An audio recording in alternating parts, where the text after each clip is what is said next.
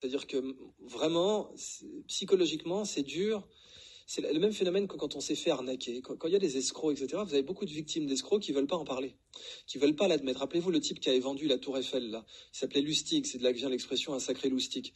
Eh ben, très, très peu de gens, voire personne, ont voulu porter plainte contre lui parce que personne ne voulait admettre publiquement sur la place de Paris qu'il avait été berné à l'idée d'acheter la Tour Eiffel à la ferraille. Donc aujourd'hui, l'immense majorité des scientifiques, enfin pas des scientifiques, des politiques, ne veut pas admettre qu'elle s'est faite berner, Regardez en Israël, par exemple. Il y a beaucoup d'élus en Israël à la Knesset qui sont contre la 3e dose, qui disent c'est pas pour ça qu'on a signé. En plus, on voit des myocardites, en plus, on voit des morts.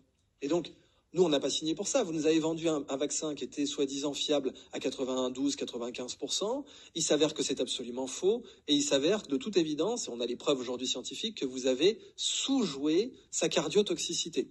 Autant, et c'est là qu'on reparle du 2 poids 2 mesures, autant l'hydroxychloroquine, soi-disant, était cardiotoxique au plus haut niveau.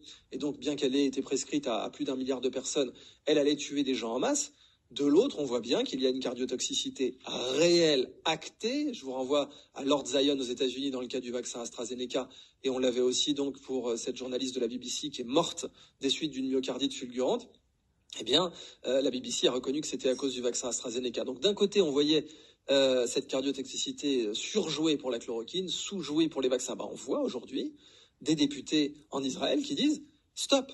Stop, nous on était pour, on pensait bien évidemment que la vaccination avait un avenir pour un virus qui mute autant que le SARS-CoV-2, très bien, c'était votre opinion en âme et conscience et je le respecte, mais à l'aune des nouveaux faits, nous sommes obligés de reconnaître que nous avons eu tort. Effectivement, la majorité des gens n'est pas prête à accepter quand elle s'est faite berner, arnaquer. Et donc on va avoir des gens dans les pyramides de Ponzi qui vont continuer psychologiquement à investir dans une pyramide de Ponzi alors qu'on leur a dit. Et c'est un phénomène psychologique sur lequel les bons marketeurs savent jouer.